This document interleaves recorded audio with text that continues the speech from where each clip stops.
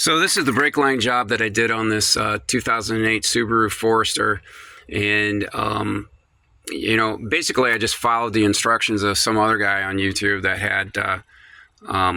had done pretty much the same thing. I show photographs of this, like with all the interior out. So the first thing we had to do is remove all the bench and all the rest of the interior of the rear of the cab.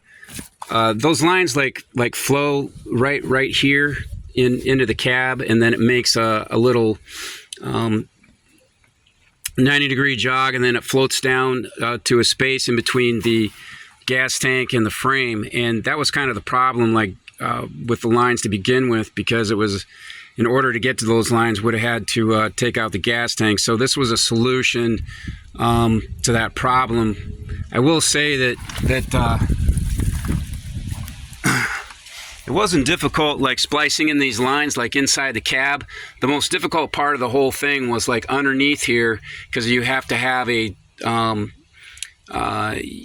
union joint on each of these lines, right underneath this space. So to get that union joint to work was a little difficult, because the space that you have, like working underneath that frame without having on a lift, was kind of challenging. And then when we bled the brakes, we had a leak on one of those union joints, so that was probably the most challenging part about the whole thing.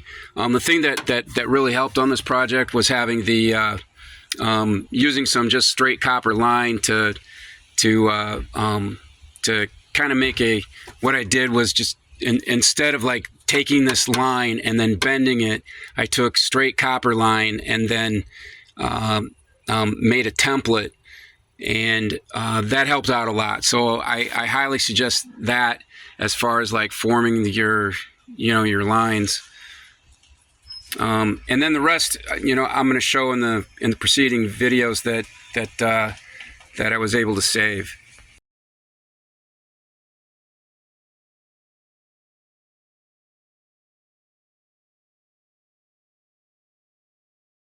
So this is the last step of connecting these brake lines. So I just have to bend that to go into the flex line. These are lock solid, so like I'm gonna take the flex line off and then break this off.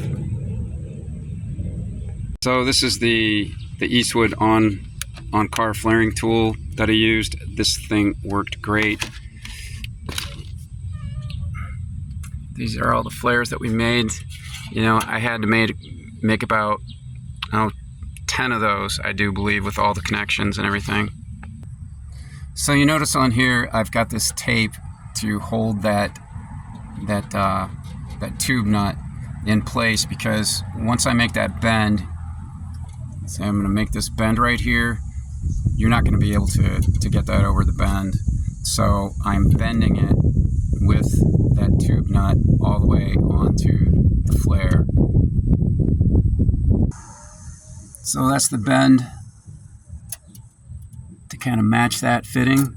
And thanks to this flashlight for using that as a template to kind of bend that around. The bending tool that I had was just too big. That took me a while, like after I cut that line, to get that nut loose off of I couldn't get that off at all with that connected, but just kind of working it back and forth, broke it free.